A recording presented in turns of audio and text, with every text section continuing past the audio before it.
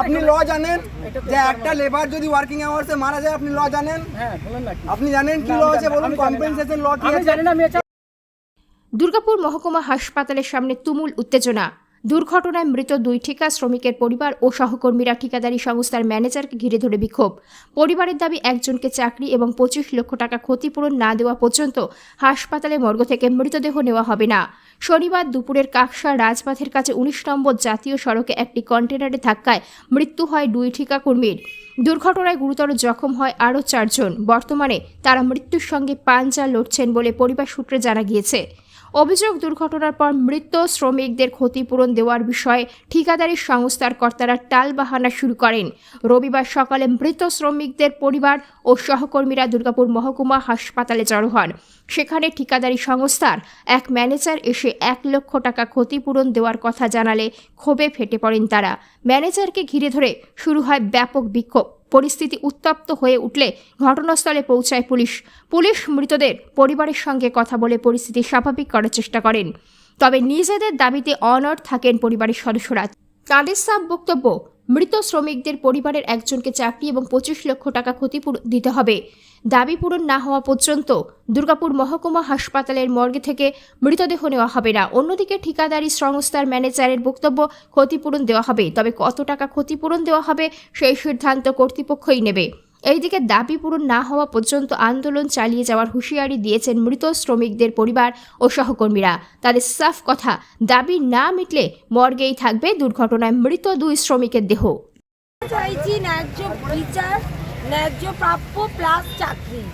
25 লাখ টাকা আর আমার 22 বছরের যে আমার দিদির মেয়ে বঞ্জিল একটা চাকরি চায়।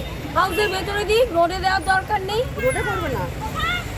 না হলে আপনারা বডি নেবেন না, না হলে বডি নেবেন না আপনারা। আমরা বডি নেব না, আমরা এইভাবে দাঁড়িয়ে থাকি। আমাদের দাবি যে ছেলেটার তো মারা গেছে, যা পিএ বিএস তো সেটা তো কম্পালসারি দেবে, কিন্তু ওরা কোনো ডিসিশন দিতে পারছে না যে কে কত দিয়ে দেবে। কালকে এমএলএ সাহেব এসেছিল, এমএলএও বলে গেছে, কিন্তু ওরা কোনো ডিসিশন, ও আমাকে বললো সকালবেলা 1 লাখ টাকা দেবো।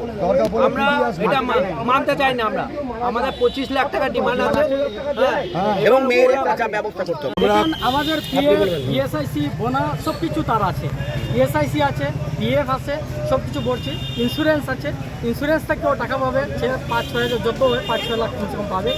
তারপরে রুট যেটা অ্যাক্সিডেন্ট হয়েছে, তো আমিও ছিলাম সাইটে, ও তো গাড়ি আসে, ওটা স্টিয়ারিং লক হয়ে গেছে, আসে সেদিন। কখন পাবে? দীর্ঘ সময় কেটে গেছে, ধরেন 2-3 মাস লাগছে। দীর্ঘ সময় কেটে গেছে, এখনো তারা বডি, আজকে এই মানে একটা অমানবিক বিষয় যে এখনো পর্যন্ত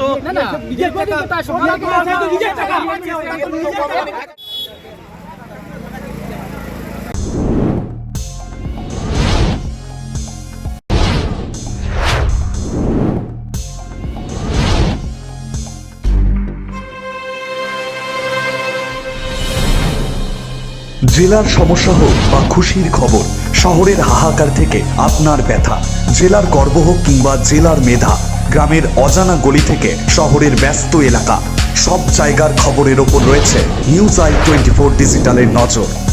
নিউজ আই 24 ডিজিটাল।